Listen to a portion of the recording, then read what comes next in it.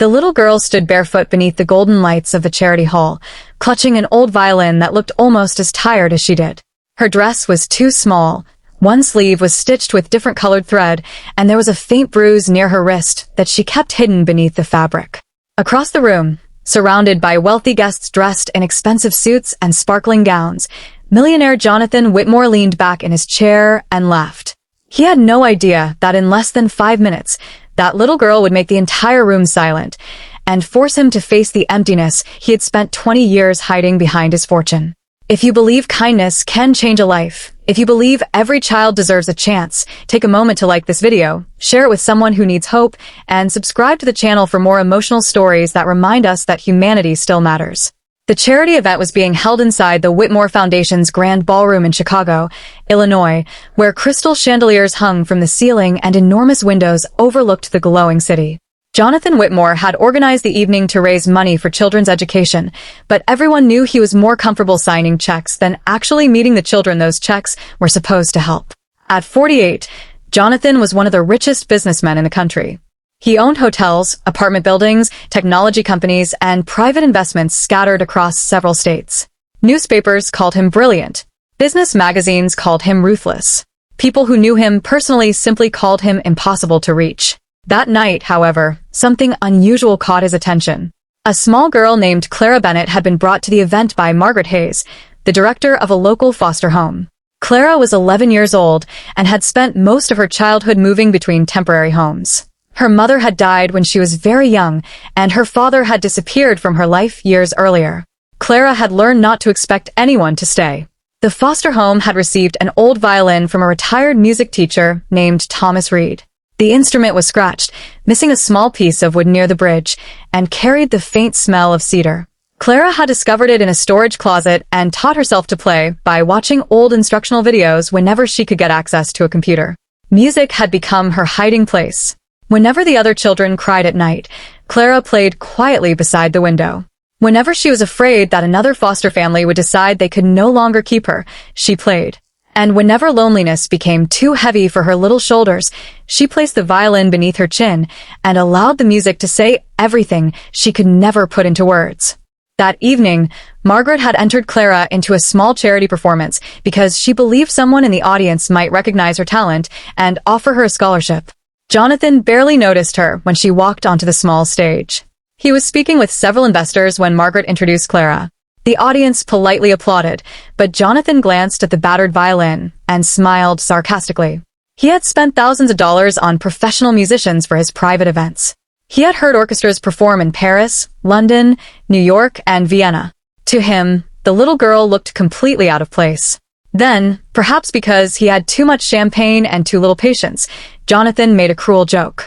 He leaned toward the microphone and told Clara that if she could actually make that broken violin sound beautiful, maybe he would adopt her. A few guests laughed nervously. Clara froze. The smile disappeared from her face. Her fingers tightened around the violin. For one painful second, everyone could see the child behind the performer. She wasn't angry. She wasn't embarrassed in the way an adult might be. She simply looked tired, as if she had heard the same promise in different forms her entire life. If you're good enough, maybe someone will choose you. Margaret immediately stepped forward, ready to take Clara away. But Clara quietly shook her head. She looked at the violin. Then she closed her eyes. And she began to play. The first notes were soft. So soft that Jonathan almost continued his conversation. But something about the melody made him stop. It wasn't a complicated piece. It wasn't the kind of performance that impressed wealthy audiences with technical tricks. Instead, it sounded fragile and honest. The melody rose slowly, like someone trying to climb out of a deep well. Every note seemed to carry a memory. Clara played the loneliness of a child waiting beside a foster home window. She played the fear of hearing footsteps outside a bedroom door. She played the ache of watching other children leave with families while she remained behind. She played the memory of her mother humming while brushing her hair. And somehow, without saying a single word, she made everyone in that enormous ballroom understand what it felt like to be unwanted. Jonathan stopped breathing for a moment. The smile vanished from his face. Because he knew that melody. Years earlier, before Jonathan had become wealthy, before the cars and penthouses and business magazines, his younger sister Rebecca had played the same tune on an old piano in their tiny family home. Rebecca had died when Jonathan was 22. She had been 19. Jonathan had never spoken about her death because he blamed himself for not being there when she needed him. Their father had been struggling financially, their mother had been sick, and Jonathan had been working 2 jobs while studying. On the night Rebecca died, she had called him 3 times. He hadn't answered. He had been preparing for an important job interview. By the time he returned her call, she was gone. Jonathan had spent the next 25 years building a life so successful that nobody could ever call him helpless again. But he had confused being powerful with being whole. And now an 11-year-old girl was standing under a chandelier, playing the melody Rebecca used to play. Jonathan's eyes filled with tears. He tried to hide them. He couldn't. The ballroom had become completely silent. Clara finished the final note and slowly lowered the violin. Nobody applauded immediately. For several seconds, there was nothing but silence. Then one person stood. Then another. Soon the entire ballroom rose to its feet. Clara looked frightened by the reaction. She wasn't used to standing ovations. Jonathan remained seated. He stared at the little girl as though he had never truly seen her before. After the performance, Clara walked backstage expecting Margaret to be upset about Jonathan's joke. Instead, Margaret hugged her tightly. Jonathan eventually found them near the service hallway. For the first time that evening, he looked less like a millionaire and more like a broken man. He apologized, not casually. Not because other people were watching. He apologized because he finally understood how cruel his words had been. Clara didn't immediately forgive him. She simply asked why he had said he would adopt her. Jonathan didn't know how to answer. He admitted that he had thought it was funny. Then Clara looked at him with a kind of honesty only a child could have and told him that being adopted wasn't a joke to children like her. The word struck Jonathan harder than any insult ever had. That night, he couldn't sleep. He walked through his enormous mansion, surrounded by expensive paintings, marble floors, designer furniture, and rooms that were almost never used. For the first time in years, the house felt unbearably empty. He remembered Rebecca. He remembered her little piano. He remembered the 3 missed calls.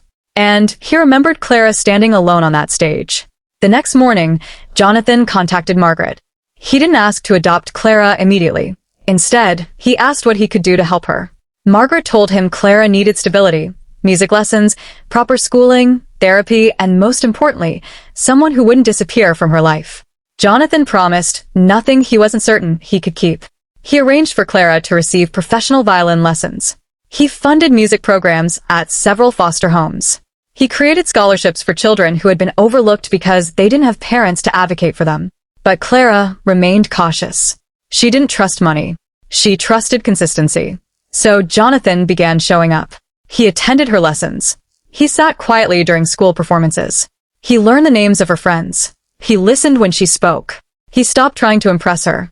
Months passed. Clara's violin improved dramatically. Jonathan's relationship with her changed too. He discovered that Clara loved pancakes on Saturday mornings, hated thunderstorms, collected tiny paper stars, and always saved the last cookie for someone else. He also discovered that she was terrified of being abandoned. One evening, after a music lesson, Clara asked Jonathan whether he was going to leave someday. Jonathan looked at her and realized there was only one answer he could give. He told her he didn't know what tomorrow would bring, but he knew he wasn't going to walk away because things became difficult. For the first time, Clara smiled at him without hesitation. A year later, after the proper legal process and careful consideration by everyone involved, Jonathan became Clara's adoptive father. He didn't throw a huge celebration. Instead, he took her to the small foster home where she had spent years waiting for someone to choose her. They stood together in the old music room. Clara opened the battered violin case. Jonathan had secretly had the violin repaired, but he had kept every original scratch. Clara placed the instrument beneath her chin. Then she played the same melody that had silenced the ballroom. This time, Jonathan cried openly. Clara finished and looked at him. Jonathan smiled through his tears. He finally understood that the greatest thing his money had ever bought wasn't a mansion, a company, or a luxury car. It was the opportunity to become the father a lonely little girl had been waiting for. Years later, Clara became a world-renowned violinist. But she never forgot the broken violin. She kept it in her home as a reminder of where her journey had begun. Jonathan continued expanding the foundation, but its mission changed. It no longer focused on putting his name on buildings. Instead, it funded music education, foster care programs, scholarships, and emergency housing for children who had nowhere safe to go.